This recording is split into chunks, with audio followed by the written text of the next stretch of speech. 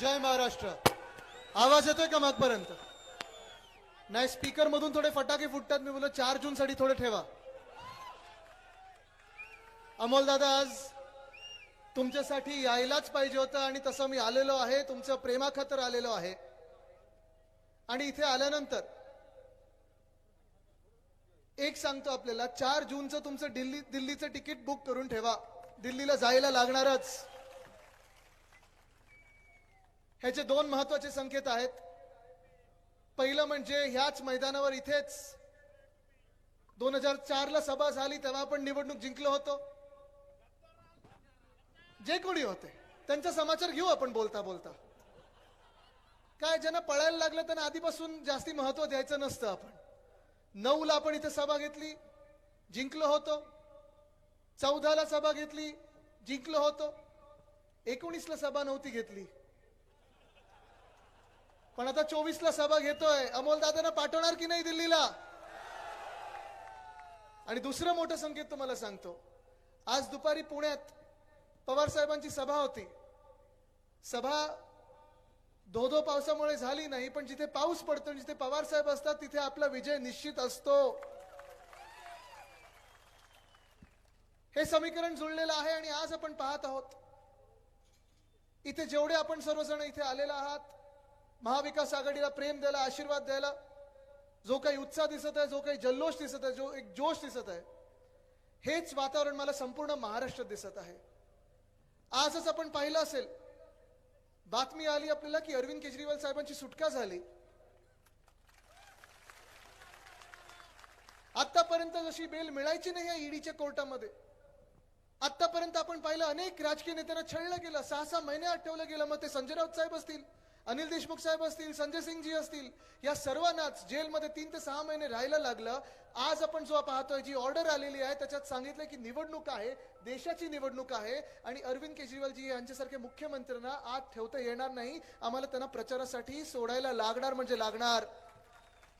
हे सगळे संकेत आहेत. परिवर्तनाचे वारे वाहू लागलेले आहेत. आणि देशभरात आपण पाहत आहोत जसं फ्रस्ट्रेशन, जसं एक राग भाजपच्या चेहऱ्यावर दिसायला लागलेलं आहे, भाजपच्या नेत्यांच्या चेहऱ्यावर दिसायला लागलेला आहे. देशाची जनता आज विचारत आहे, 10 वर्ष होऊन गेली, अच्छे दिन कधी येणार?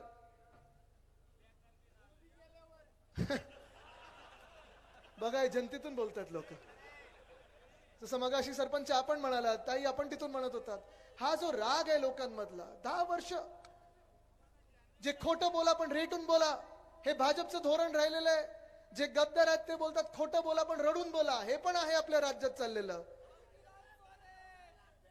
काय काय बघा, इथे पण लोक येतो, कुठे कुठे कुठे कुठे आहेत. अमोल दादा, हे तुमच्यासाठी सगळे आलेले आहेत, आपल्या महाविकास आघाडीसाठी आलेले आहेत. आणि हे चित्र तुम्हाला सांगतोय, जी काही घोषणा भाजपने दिली होती, अब की बार 400 पारची घोषणा दिली होती. बघा, भाषण करायची पण गरज नाही. जे प्रेसचे पत्रकारचे मित्र जे आहेत, आमचे पत्रकार मित्र आले, तुम्ही यांचंच भाषण लिहून घ्या, आमचं भाषण तर छापूही नका. कारण हा देशाचा आवाज आहे, जनतेचा आवाज आहे. आणि ही जनता दिल्लीच्या तख्ताला हलवणार म्हणजे हलवणार, भाजपला गाडणार म्हणजे गाडणारच. आपण पाहतोय ही जी 400 पारचं एक घोषणा जी होती, हळूहळू 400 पारचं मोदी सरकार झालं, मोदी सरकारचं एनडीए सरकार झालं. आता एनडीए सरकारचं येऊन सांगतायत, नाही नाही आम्हाला थोडी मतं द्या, आम्हाला थोडी मतं द्या, आता असं होईल तर तसं होईल. आज मी तुम्हाला विचारत आहे, जर तुमच्या घरी हे भाजपवाले आले तर तुम्ही त्यांना कुठची घोषणा देणार? अबकी बार तडीपार. हे मी तुम्हाला मुद्दामून एवढ्यासाठी सांगत आहे, कारण कदाचित तुमच्या घरी ह्या पुढच्या 2-4 दिवसात प्रचाराला जेव्हा भाजपवाले येतील, नाही तुमच्याकडे येणार नाही, तुम्हाला घाबरतात. पण जे भाजपवाले कोणाच्याही घरी इथे जातील, तुम्हाला सांगतील, अरे तुमचं मत तुतारीला देऊ नका, तुमचं मत हाताला देऊ नका, तुमचं मत मशालीला देऊ नका, आम्ही 400 पार होणार आहोत, तुम्ही इथे देऊन मतं का फुकट करताय? आणि तुम्हाला सांगतो, त्यांना घरी बसवा, तुमच्याच घरी बसवा. म्हणजे घरी त्यांच्याच बसवायचं ते 4 जूनला आपल्याला, पण जरा घरी बसवा, चहा द्या त्यांना, पोहे द्या, तो काय कढीपत्ता बाजूला काढायचा तो काढून टाका. आणि मग तुम्ही त्यांना विचारा, चला बसून आम्हाला जरा समजवा, 400 पार येणार तरी कुठून? हे मी तुम्हाला मुद्दामून सांगतोय, कारण ते तुमच्या मनावर खेळण्याचा प्रयत्न करतील. तुमचं मन बदलण्याचा प्रयत्न करतील, तुम्हाला भाजपला बसवून सांगायला लागेल, विचारायला लागेल 400 पार होणार कुठून. कारण काँग्रेसचाच नारा आहे भाजपासाठी, साऊथ से साफ आणि नॉर्थ में हाफ. हे मानसिक खेळ असतात. कोणी कोणी सांगत असतं नाही आमचंच सरकार येणार, 4 जूनला आमचंच सरकार येणार, 400 पार जाणार. 400 काय 300 काय 200 पण येत नाही त्यांचे. तुम्हाला आज आकडे देऊन सांगतो, हेच आकडे तुम्ही त्या भाजपला विचारा. आज दक्षिण भारतात जर परिस्थिती पाहिली तुम्ही भाजपाची, दक्षिण भारतात अशी परिस्थिती झाली आहे, ना केरळमध्ये एक सीट मिळत आहे, ना तामिळनाडूमधून एक सीट घेऊन येणार आहेत, ना तेलंगणामधून, कर्नाटकामधून नाही, आंध्र म्हणून नाही. मग तुम्ही मला सांगा भाजपवाले 400 पार होणार तरी कुठून? पाकिस्तानमधून होईल कदाचित, चायनामधून होतील, चंद्रावरनं होतील, पण भारतात ते 400 नाही, 300 नाही, 200च्या पुढेही जाणार नाहीत. तुम्हाला लिहून घ्या, आज 4 जूनला इंडिया आघाडीचं सरकार बसणार. दक्षिण भारताचा जसं तुम्हाला आढावा दिला मी, तसंच उत्तर भारताचं देतो, मध्य भारताचं देतो. महाराष्ट्राकडे जरा नंतर येऊया. आपण पहिलं जाऊया ते आपण काश्मीरमध्ये जाऊया. 5 वर्षापूर्वी 370 कलम आपल्या संविधानातून काढलं गेलं. 370 काढल्याला आपला पण देखील पाठिंबा होता. आपण पण 2 दिवस साजरा केला होता. आपलं पण स्वप्न होतं की आपल्याला 370 कलम नकोय. पण ते 370 कलम काढत असताना जे आपल्याला भाजपाने सांगितलं होतं की जम्मू काश्मीरमध्ये सुख शांती समृद्धी येईल, उद्योगधंदे येतील, काश्मीरी पंडित लोक तिथे जाऊन पुन्हा एकदा त्यांच्या घरात आनंदाने राहू शकतील. आज आपण पाहतोय 5 वर्ष झाली, जम्मू काश्मीरमध्ये तर भाजपला उमेदवार मिळतच नाहीये. काश्मीरमधून 2 जागेवर भाजप लढायला तयार नाहीये. आणि लडाखमध्ये जे केंद्रशासित राज्य झालं त्यावेळी त्यांना सांगितलं होतं की 5 वर्षानंतर तुम्हाला मुख्यमंत्री मिळेल, स्वतंत्र तुमचं राज्य म्हणून तुम्हाला राज्य मिळेल. आज आपण पाहतोय सोनम वांगचुक या नावाची एक व्यक्ती, ऐकलं असेल आपण सगळ्यांनी, सोशल मीडियावर पाहिलं असेल, पाहिलं ना तुम्ही सगळ्यांनी. त्या व्यक्तीने 21 दिवस उपोषण केलं. भाजपवाले गेले नाहीत विचारायला. 40,000 लद्दाखी लोक रस्त्यावर होते, उपोषण करत होते, भाजपवाले विचारायला गेले नाहीत. पण आपण पाहत आहोत त्याच भाजपवाल्यांनी पूर्ण एक फौज फाटा लावला. जे लद्दाखच्या बॉर्डरवर चीनच्या विरोधात लावायला पाहिजे होता त्या लद्दाखवासियांवर लावलं. आणि तिथे आपण पाहतोय धोका झाला. लद्दाखचे जे भाजपचे खासदार होते त्यांनी जाऊन जनतेत जाऊन माफी मागितली, सांगितलं एक ही भूल हे करणार नाही आम्ही पुन्हा एकदा, हे सांगितलं त्यांनी. म्हणजे लडाख मधून त्यांना उमेदवार मिळत नाही, काश्मीरमध्ये सीटा लढणार नाहीयेत. मग 400 येणार तरी कुठून, 300 येणार तरी कुठून, 200 येणार तरी कुठून? तसंच जर आपण पाहायला गेलं तर बिहारमध्ये माझ्याच वयाचे तेजस्वी यादव आहेत, 33 वर्षाचा तरुण आहे.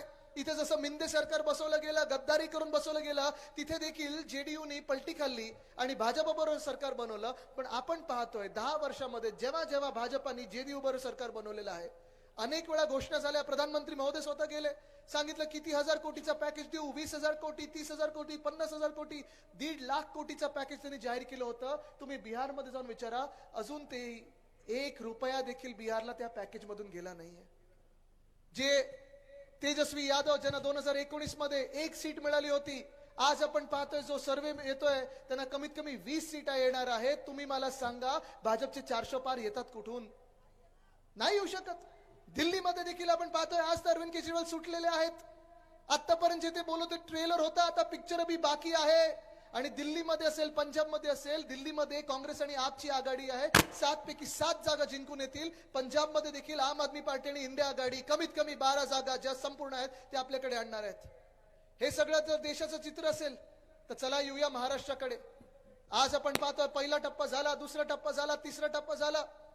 आपल्याला वाटलं होतं की 2-3 टप्प्यामध्ये निवडणुका होतील, पण ज्या मिनिटाला भाजपला कळलं की उद्धव बाळासाहेब ठाकरे ही व्यक्ती भाजपबरोबर नाहीये, त्यांना 5 टप्प्यामध्ये निवडणुका घ्यायला लागली. मागच्या वेळी किती टप्प्यांमध्ये होती निवडणूक आपली? 3 टप्प्यांमध्ये होती. 24 एप्रिलला मुंबईचं मतदान झालं होतं आणि आपण सगळे आपल्या कामाला लागलो होतो. पवार साहेब दुष्काळी भागात फिरत होते. आपण पाहत होतो, हे सगळं आपण पाहत होतो, डोळ्यासमोर पाहत होतो. पण आज आपण पाहतोय परिस्थिती भाजपची ही झालेली आहे महाराष्ट्रामध्ये की आतापर्यंत 3रा टप्पा होऊन गेलेला आहे, 4था टप्पा अजून बाकी आहे. पण प्रधानमंत्री महोदय स्वतः असतील, भाजपाचे मोठे मोठे मंत्री असतील, जेवढ्यांदा 2019 मध्ये महाराष्ट्रात आलेही नव्हते. चला 2019 सोडा, 2019 ते 24 पर्यंत जेवढ्या व्हिजिट त्यांच्या झाल्या नव्हत्या, जेवढ्या इथे ते जेवढ्यांदा आले नव्हते तेवढे ह्या 2 आठवड्यात आलेले आहेत. तुम्ही मला सांगा हे चित्र काय आहे? आज आपण पाहतोय ज्या ज्या जिल्ह्यामध्ये जातोय, ज्या ज्या तालुक्यामध्ये जातोय, संपूर्ण आपण चित्र जे पाहतो आहे ते एकच आहे, महाविकास आघाडीचाच विजय होणार हे चित्र आहे, हे जनतेने आज ठरवलेलं आहे. पवार साहेबांनी देखील काल परवाकडे एका इंटरव्ह्यू मध्ये सांगितलं की महाविकास आघाडी देखील कमीत कमी 35 ते 36 जागा जिंकणार. आणि हे जर असेल तर तुम्ही आज भाजपला विचारलं पाहिजे, हे चित्र जे आहे, देशभरातलं चित्र जे आहे ते बोलकं आहे. तुम्ही आम्हाला सांगा, तुम्ही तुमचं सरकार बनवणार कसं? खोटं बोलू नका. तुमचे भूलथापा, तुमचं खोटारडेपणा आम्ही 10 वर्षात ऐकलेलं आहे. 10 वर्ष झाले. 10 वर्षात आपण अनेक भूलथापा त्यांच्याकडून ऐकल्या. फरक एवढाच आहे 2014 मध्ये आणि 24 मध्ये. 14 मध्ये जे जुमले होते ते 24 मध्ये गॅरंटी मधून आलेले आहेत. बाकी फरक काही नाहीये. मला तुम्ही सांगा ना, 14 मध्ये काय काय आपण ऐकलं होतं? भाजपची जी यशोगाथा आहे 10 वर्षाची हीच आहे. 14 मध्ये जे त्यांनी सांगितलं होतं, आपल्याला वाटतं इथे कोणाचं नाही कोणाचं भलं झालं असेल. 14 मध्ये आपणच प्रचार करत होतो भाजपसाठी आणि तेव्हा भाजपने सांगितलं होतं कालाधन परत आणणार आणि प्रत्येकाच्या खात्यात 15 लाख रुपये येणार. आलेत कोणाच्या खात्यामध्ये 15 लाख रुपये? आलेत कोणाच्या खात्यामध्ये 15 लाख रुपये? भाजपची यशोगाथा त्यांच्या सोशल मीडियामध्ये एवढीच होती की इथे समोर बसलेला वाटत असेल माझ्या खात्यात 15 लाख आलं नाही, पण मागे कोणाच्या तरी 10व्या रांगेत 15 लाख खात्यात आले असतील. ज्यांच्या खात्यात 15 लाख रुपये आले त्यांनी जरा हात वरती करून मला दाखव. तुमचेच गेले. मग मला सांगा, गद्दारांच्या घरी खोके कसे पोचले हो? त्यांच्याकडे 50 खोके पोचू शकतात, आपल्याकडे 15 लाख येऊ शकत नाहीत.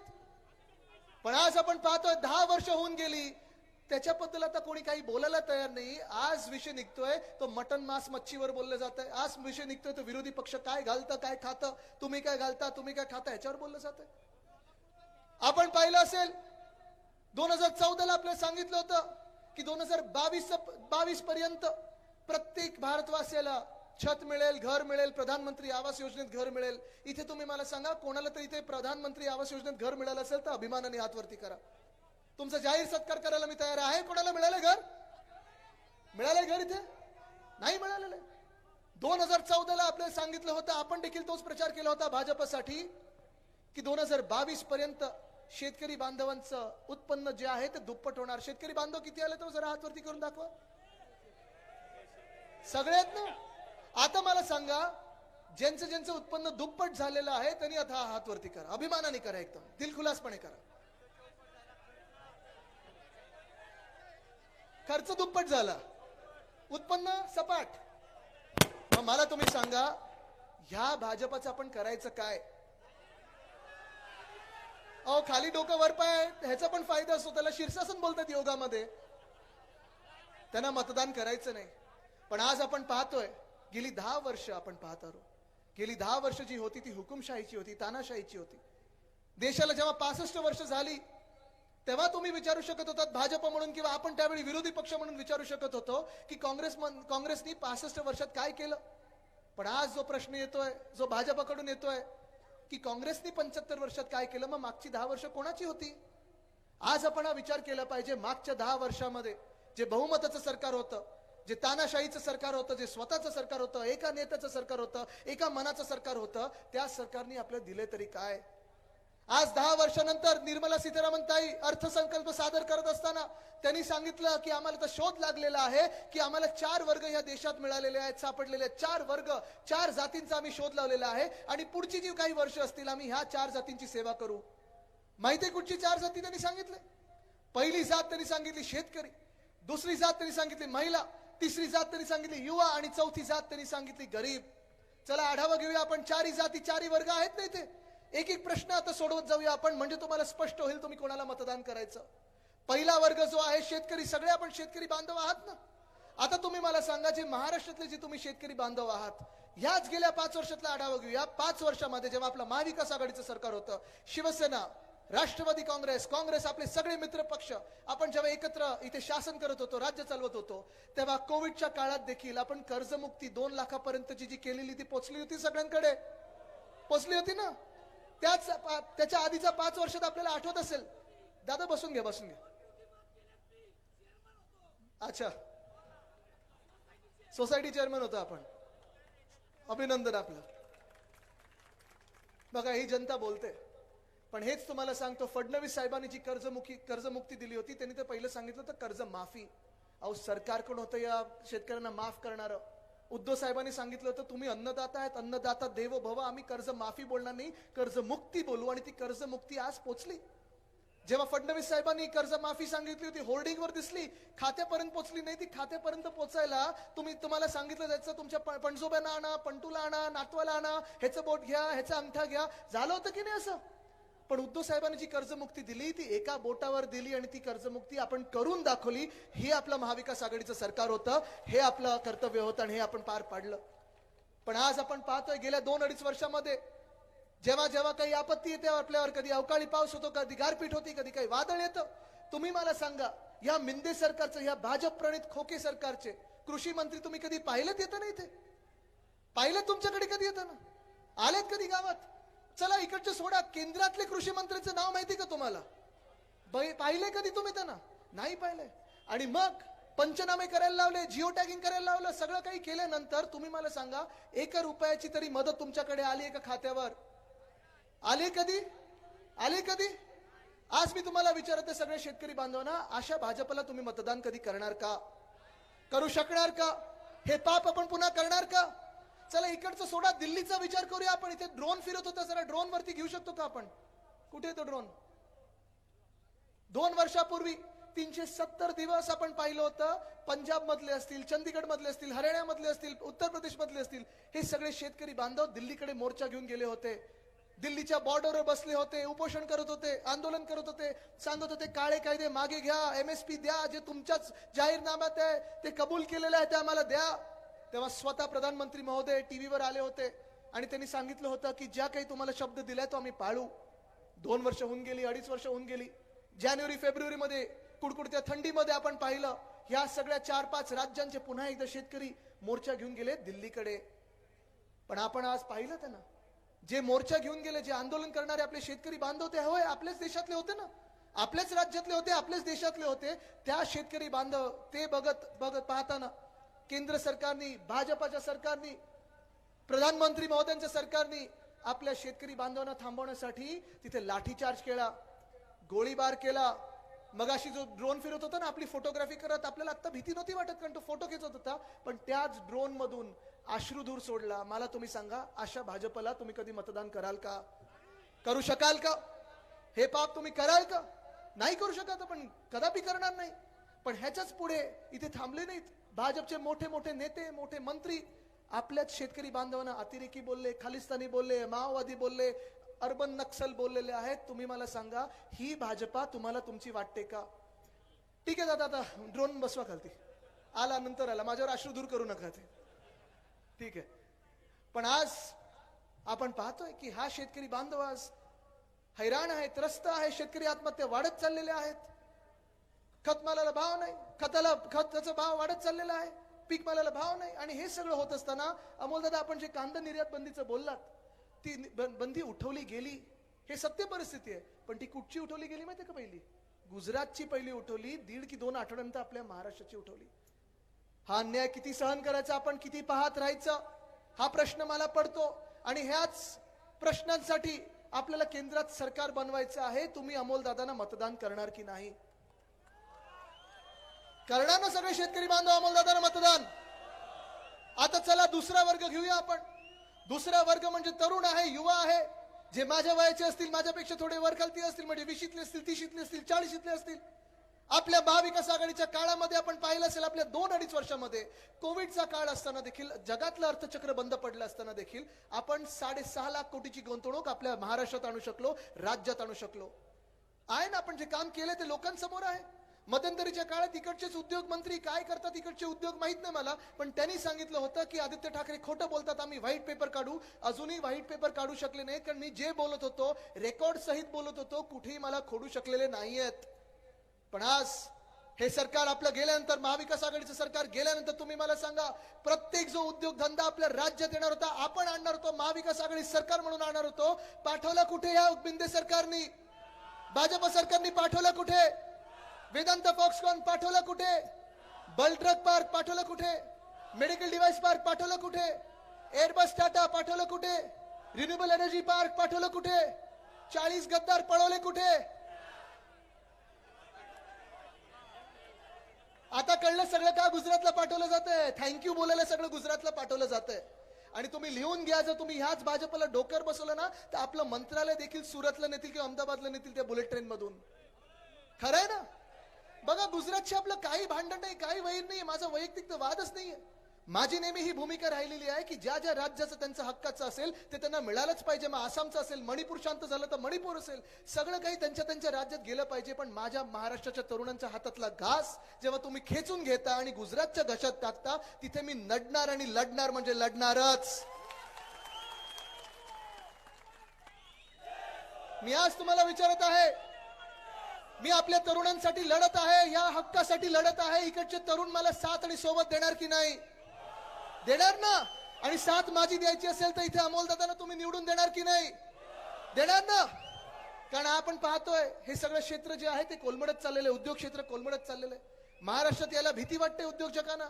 त्यांना वाटतं जे एक्स्टॉर्शनिस्ट बसलेले आहेत, जे मिंदे गँग बसलेली आहे, मग विचारायचं असतं त्यांना की आम्ही नक्की कोणाकडे जाऊ. जे एक घटना बाह्य मुख्यमंत्री त्यांच्याकडे जाऊ की 2 हाफ DCM आहेत त्यांच्याकडे जाऊ. कारण प्रत्येकाचा वाटा वेगळा वेगळा असतोच.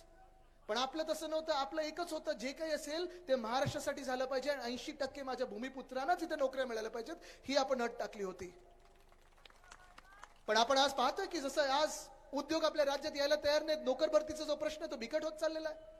तलाठी भरतीचा जो विषय होता, मला तुम्ही सांगा, 200 मार्काचा पेपर होता. तुम्ही वाचलं असेल तर एका मुलाला किती मिळाले हो? 212, 214. काय ईव्हीएम मधून त्यांनी पेपर लिहिला होता की काय? पण आज आपण पाहतोय पोलीस भरती असेल, तलाठी भरती असेल, सगळ्या परीक्षा, अनेक मुलं आपल्या पूर्ण राज्यातून, वेगळ्या वेगळ्या जिल्ह्यातून, खास करून इथे ओमदादा आलेले आहेत, त्यांच्या देखील जिल्ह्यातून, त्यांच्या मतदारसंघातून आपल्या पुण्यामध्ये येतात, अभ्यास करतात, दिवस रात्र मेहनत करतात. पण 4 की 5 वर्षाची मेहनत एका पेपर फुटीमुळे चिरडली जाते. इंडिया आघाडीचं वचन आहे, माझं देखील तुम्हाला वचन आहे, आदित्य रश्मी उद्धव ठाकरे म्हणून तुम्हाला वचन आहे, ज्या दिवसाला आपलं सरकार बसेल केंद्रात, पहिला कायदा आपण आणू की जो पेपर फोडेल त्याला फोडल्याशिवाय राहणार नाही. कमीत कमी 10 वर्षाची सजा आपण देणार. ही स्वप्न चिरडली जाऊ शकत नाही. कारण ही स्वप्न चिरडल्यानंतर जरा तुम्ही पास झालाच तर मग बदली पोस्टिंगसाठी, कलेक्टरसाठी, SP साठी, DYSP साठी, म्युनिसिपल कमिशनरसाठी ह्या गद्दारांची बोली लावून ठेवलेली आहे ती बंद करायची. आपल्याला भ्रष्टाचारावर राज्य चालू शकत नाही, शासन चालू शकत नाही. पण आज हे दोन्ही वर्गांचा आढावा घेतल्यानंतर, तरुणांचा आढावा घेतल्यानंतर आज मी महिलांना विचारते, खूप मोठ्या संख्येत तिथे महिला आल्यात. जिथे महिला आहेत तिथे विश्वास आहे, जिथे विश्वास आहे तिथे विजय पक्का असतो. हे तुम्ही लिहून ठेवा.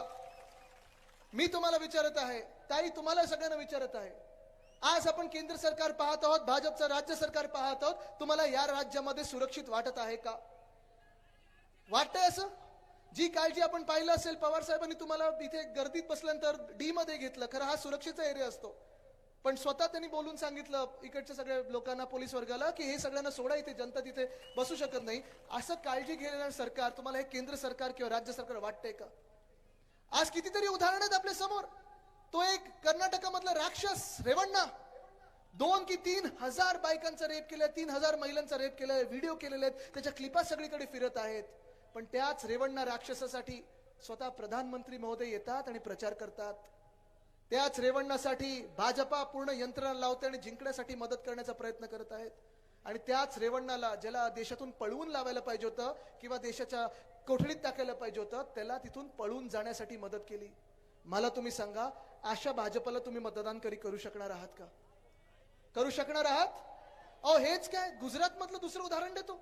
बिल्किस बानो नावाची एक महिला होती. तिचा जेव्हा बलात्कार होत होता, 4 की 5 लोक तिचा बलात्कार करत होते. दुसरे 2-3 लोकांनी तिच्या मुलीला, 3 वर्षाच्या मुलीला तिच्या डोळ्यासमोर बलात्कार होत असताना चिरडून मारून टाकलं. त्याच लोकांना, त्याच बलात्कारी लोकांना कोर्टाने सजा सुनावली, जेलमध्ये पाठवलं, जन्मठेपेत पाठवलं. आणि जन्मठेप झाल्यानंतर कोर्टाचा अवमान करून मागच्या वर्षीच्या गुजरातच्या निवडणुकीमध्ये भाजपाच्या सरकारने त्याच बलात्कारांना बाहेर काढलं, आरती ओवाळली, गळ्यात हार टाकले त्यांच्या केंद्रीय मंत्र्यांनी आणि प्रचारात फिरवलं. मान्य आहे तुम्हाला ही भाजप? मान्य आहे तुम्हाला ही भाजप? जे महिलांचा आदर करू शकत नाही, जे महिलांचं संरक्षण करू शकत नाही, मान्य आहे तुम्हाला ही भाजप? आपल्याला जी शिकवण दिलेली आहे, वंदनीय हिंदू सम्राट बाळासाहेब ठाकरेंनी जी शिकवण दिलेली आहे की बिल्किस बानोची जातपात धर्म कुठचाही असो, कुठच्याही महिलेचा जातपात धर्म कुठचाही असो आणि बलात्कारांचा जातपात धर्म कुठचाही असो, जातपात धर्म न पाहता त्या बलात्काराला भर चौकात फाशीच झाली पाहिजे, हे आपलं धोरण आहे. आणि म्हणून आपण भाजपसोबत कधी जाऊ शकत नाही. पण आपल्याच राज्यामध्ये आपण पाहतोय, या मिंदे सरकारमध्ये पाहतोय, 2 मंत्री असे आहेत मंत्रिमंडळात बसलेले आहेत. अजूनही एक मंत्री महोदय असे आहेत ज्यांनी सुप्रियाताई सुळेंना, चला 1 मिनिट विचार सोडून द्या की त्या लोकसभेच्या खासदार आहेत आणि पुन्हा होणार आहेत. 1 मिनिट विचार सोडून द्या की त्या नेत्या आहेत पण त्या महिला तर आहेत. सुप्रियाताईंना घाणेरड्या शिव्या टीव्हीवर दिल्या होत्या. खरं तर त्या मंत्रिमंडळातून त्याची हकालपट्टी त्याच दिवशी झाली पाहिजे होती, पण त्यांना पदोन्नती दिली. वारकरन बरोबर आहे. काय त्यांचं नाव? सत्तार नाही, गद्दार. तसेच दुसरे मंत्री आहेत, आपल्या काळात त्यांच्यावर आरोप झाले होते, बलात्काराचे आरोप झाले होते, अत्याचाराचे आरोप झाले होते. उद्धव साहेबांनी एका मिनिटात लाथ मारून मंत्रिमंडळातून काढून टाकलं होतं, सांगितलं होतं गेट आउट. बरोबर बोलतोय ना मी? आपण पाहिलं ना? पण आज आपण पाहतोय की याच सरकारमध्ये जेव्हा गद्दारी केली, पाठीत खंजीर खूप असला, अवकाळी सरकार आपल्या डोक्यावर बसवलं, त्या मंत्र्याला पुन्हा एकदा तुमच्या डोक्यावर बसवलंय. मी आज इथे आलेल्या सगळ्या महिलांना विचारतोय, तुम्ही ह्या भाजपला मतदान करू शकाल का? ज्या दिवशी ईव्हीएम वर आपल्याला तुतारीचं बटन दाबायचं आहे, तुम्ही दुसरं कुठचंही चिन्ह करू शकणार का? घड्याळावर मतदान करू शकणार का? नाही करू शकत आपण. कारण आपल्याला आपलं राज्य, छत्रपती शिवरायांचं राज्य जे आहे, तिथे महिलांचा आदर झालाच पाहिजे. आणि हेच राम राज्य आपल्याला देशात आणायचं आहे. रावणाचं राज्य घालवून टाकायचं, रेवणाचं राज्य घालून टाकायचं. पण चौथा वर्ग जो आहे, गरीब म्हणून जे संशोधन केलं निर्मलाताईंनी, आज मी तुम्हाला विचारतोय, गरीब तर आपण सर्वांनाच वाटायला लागलेलो आहोत. कारण आज ह्या देशामध्ये जगणं कोणाला परवडत आहे का? जगणं कोणाला परवडत आहे का? चला आपण आकडे काढूया ना. जे भाजपाचे जुमले होते, वादे तर बोलूच नाही शकत, जे जुमले होते ते जुमले जे आपण डोळ्यासमोर जर आणले तर 2014ला जीडीपी, अर्थतज्ञांचं नाही, आपलं सामान्य माणसाचं जे जीडीपी असतं, गॅस, डिझेल, पेट्रोल, मला तुम्ही सांगा 2014ला गॅसची किंमत काय होती? आता किती झाली? सांगा जाऊन भाजपला. हे 400 पार करून ठेवले तुम्ही, 1200 झाले ना. आता मग तुम्ही भाजपला मतदान करू शकणार आहात? वाटतं हे गरिबांचं सरकार आहे? चला, डिझेलची किंमत किती होती आठवते का? तेव्हा 1 रुपया वाढवला युपीच्या सरकारने की आपण आंदोलन करायला रस्त्यावर यायचो युती म्हणून. पण आज जे सिलेंडर घेऊन बसले होते आपल्या सोबत, मंत्री झाले, आज कुठे काही बोलायला तयार नाहीयेत. पेट्रोलचं बरोबर आहे, तुम्ही सगळे जनता एकदम प्रचारात तयार झालेला आहात. पेट्रोलची किंमत आठवते का? नाही आठवत. पण आज 10 वर्षानंतर देखील प्रचार कशावर होतोय? स्वतःच दाखवण्यासाठी. काही नाहीये, काही दाखवू शकत नाही. आणि आज प्रचार होतोय तो मटन, मांस, मच्छीवर होतोय. आज प्रचार होतोय की तुम्ही खरे हिंदू आहात की खोटे हिंदू आहात. आज प्रचार होतोय तो आपल्या राज्यामध्ये येऊन आपल्या नेत्यांचा अपमान होतोय आणि ह्याच्यावर प्रचार केला जातोय. तुम्ही लक्षात घ्या, आपण जर महाराष्ट्राची स्वाभिमानी जनता असू तर हे अपमान आपण खपून घेणार आहात की नाही, ह्याचं उत्तर आज मिळालं पाहिजे आणि येत्या 13 तारखेला मिळालं पाहिजे. जे नेते आपल्या राज्यात येऊन सांगतात की एक देशातले नेते महाराष्ट्रातून जे आहेत ती भटकती आत्मा आहेत, हे वाक्य तुम्हाला मान्य आहे? सगळ्यांना आहे मान्य? कोणाला? हा विचार तुम्ही मतदानाच्या दिवशी केला पाहिजे. तेच नेते येऊन दुसऱ्या नेत्यांना सांगतात बाळासाहेब ठाकरे की नकली संतान. मान्य आहे तुम्हाला? म्हणजे तुम्ही विचार करा, जे 2 नेते आपल्या देशात आज लढाई देतात सत्यमेव जयतेची, सत्तामेव जयतेची नाही, सत्यमेव जयतेची, त्यांचा इथे येऊन अपमान करतात, महाराष्ट्रातून येऊन अपमान करतात. खरी सेना कोण, खोटी सेना कोण, खरी राष्ट्रवादी कोण, खोटी राष्ट्रवादी कोण, हे बाहेरून येणारे लोक आपल्याला शिकवायला लागलेले आहेत. तुम्ही मला सांगा, तुम्ही त्या भाजपला धडा शिकवणार की नाही? कारण आज जो समाचार घ्यायचा होता गद्दारांचा तो घेतलेला आहे. पण मी आज नुसतं एकच गोष्ट विचारायला आलेलो आहे. बघा, जास्ती वेळ मला घ्यायचं नाही. अजून थोरात साहेब आहेत, पवार साहेबांना बोलायचं आहे. वरिष्ठ असताना जास्ती वेळ बोलायचं नसतं. पण अमोल दादांनी जो समाचार घेतलेला आहे, कारण भाजपवर बोलताना, मिंदे गटावर बोलताना, गद्दार जे राष्ट्रवादीतून फुटले त्यांच्यावर बोलताना, आपण उमेदवारावर एकच प्रश्न उमेदवाराला मला विचारायचा आहे. चला, आपण खूप वेळा एकत्र प्रचार केलाय, मी देखील तुमच्यासोबत प्रचार केलेला आहे. इथे दिवस रात्र आलो आणि मी माझ्या वयाच्या 13व्या की 14व्या वर्षापासून ह्याच मैदानात येत आहे. अनेक सभा तुमच्यासाठी पाहिलेल्या आहेत. जेवढी मेहनत उद्धव साहेबांनी किंवा माझ्या आजोबांनी, वंदनीय हिंदू सम्राट बाळासाहेब ठाकरेंनी घेतलेली आहे ती पाहिलेली आहे. काय काय तुम्हाला जिंकवण्यासाठी केलेलं आहे ते पाहिलेलं आहे. हरल्यानंतर देखील तुमचं जे रडगाणं होतं ते देखील आम्ही ऐकून घेतलंय. सगळं काही आम्ही ऐकून घेतलेलं आहे. तुम्ही मला सांगा, मुळात तुम्ही शिवसेना सोडून म्हणजे उद्धव साहेबांची, बाकी गद्दार गँग ही शिवसेना नाहीच, शिवसेना उद्धव बाळासाहेब ठाकरे म्हणजे उद्धव साहेबांची शिवसेना सोडून बिंदी गटात गेल्या कशाला होतात हे माहित नाही, हे नवीन प्रकरण बाहेर येते. त्यांनी तेव्हा कारण दिलं होतं की दादा शिवसेना संपत आहेत, फंड देत नाहीत आणि शिवसेना संपत आहेत. बरोबर आहे. मग कुठे गेलात तुम्ही? मिंदी गटात गेलात होत की नाही? आता सीट तिथे गेल्यानंतर आता कोणाच्या पाय जाऊन पडलात तुम्ही? मग तुम्ही नक्की गेलात का तिथे? जो पक्ष संपत होता, जी व्यक्ती शिवसेना संपायला निघाली होती असं तुम्हीच आरोप केला होता, ज्यासाठी तुम्ही आमच्याशी गद्दारी केली, त्याच माणसाच्या बरोबर जाऊन उमेदवार बनलात कसे? आज हा प्रश्न त्यांनी जर विचार केला तर त्यांना पण रात्री झोप येणार नाही. झोप तर येणारच नाहीये. कारण ही सगळी जनता जी आलेली आहे अमोलदादांना सपोर्ट करायला, अमोलदादांना पाठिंबा द्यायला, पाठबळ द्यायला, महाविकास आघाडीला विजय करायला, तुम्ही मला सांगा आपण 13 तारखेला कुठच्या चिन्हावर मतदान करणार आहात?